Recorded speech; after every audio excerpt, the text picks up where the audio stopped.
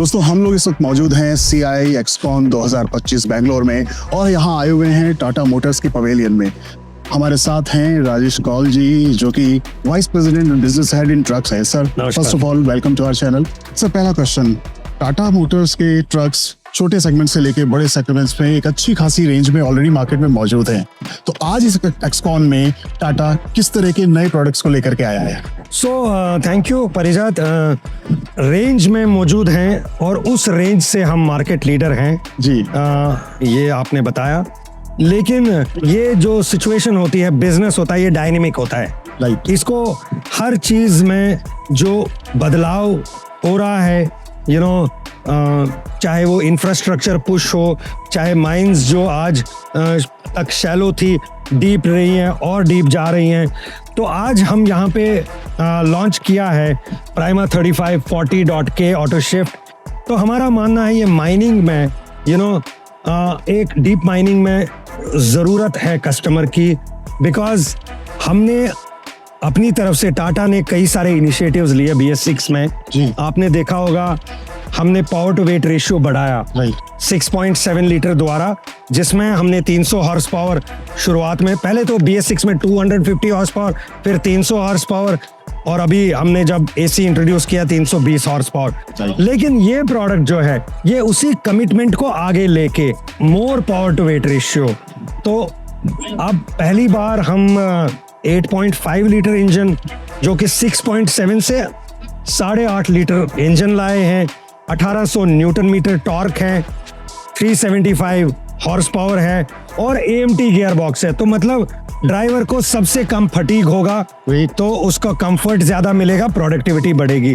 तो आप जैसे जानते हैं जब माइंस डीप होती हैं तो नीचे से माल और नीचे से लाना है, चाहे आप मार्बल माइन में जाइए या आप कोल माइन में जाइए या आप आयरन ओर में जाइए या आप दिस इरिगेशन प्रोजेक्ट्स में जाइए जहाँ पे कनाल खोदते हैं, तो वहाँ डिमांड जो एप्लीकेशन करती है वो पावर और टॉर्क की करती है। बिल्कुल। तो ये एक हमने जो बहुत बड़ा गैप था उसको आज ऐड ऑन किया है।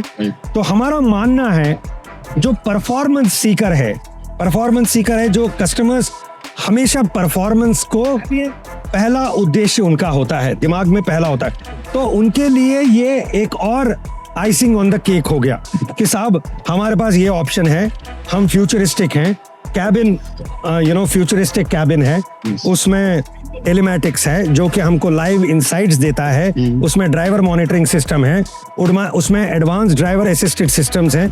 तो ये सब चीज जब हम इंट्रोड्यूस करते हैं तो कस्टमर को प्लस मिलता है। तो हमारा मानना है ये गेम को फर्दर अप करना है ऐसे प्रोडक्ट्स को लॉन्च करके। Great sir. तो ये डेफिनेटली आप लोगों ने, आपकी टीम ने इस करंट सिचुएशन में या करंट डिमांड को रिसर्च करके ये प्रोडक्ट बनाया होगा। तो परिजात जो गाड़ी आज आप देखते हैं ना जी, ये 4 साल पहले काम हुआ होता है। ये बड़ा ट्रक है। राइट। इतने बड़े ट्रक में इसको जब हम पहले अल्फा बनाते हैं, मतलब प्रोटोटाइप बनाते हैं, तो प्रोटोटाइप के बाद पार्ट डेवलप होते हैं, फिर पार्ट डेवलप के लिए वेंडर्स होते हैं, फिर आपने प्रोडक्ट को वैलिडेट कराना है रियल टेस्टिंग कंडीशंस में, माइंस में ले जाके, और न केवल एक स्टेट में बल्कि कई सारे स्टेट्स में, अलग अलग एप्लीकेशंस, अलग अलग परिस्थितियों में।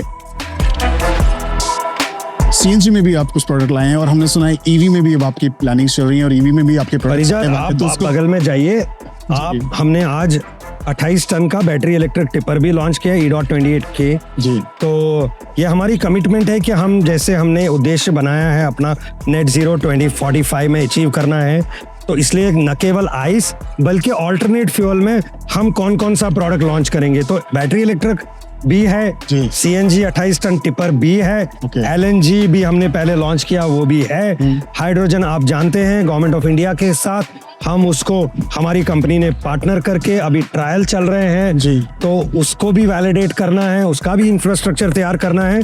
तो ये लंबी जर्नी है जो हमने तय करनी है। सर हाइड्रोजन ट्रक को लेकर के बहुत क्यूरियोसिटी है, लोग जानना चाहते हैं कब तक ये ट्रायल्स पूरे होंगे और ये मार्केट में होगा। पहले हमारे 2 कॉरिडोर्स में वो चल रहे हैं जी, ये कब तक तो निर्भर होता है जी। उसका इंफ्रास्ट्रक्चर रिलेटेड। जी। फिलिंग स्टेशंस, गाड़ी एक नहीं बनाना है जी।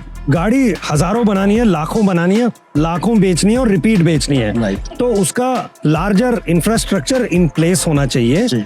तब जाके फिर ग्रीन हाइड्रोजन बनाएगा कैसे, कौन बनाएगा, उसके जो चैलेंजेस हैं वो ओवरकम करने हैं कॉस्ट्स के, तब जाके उसका पैन आउट होगा।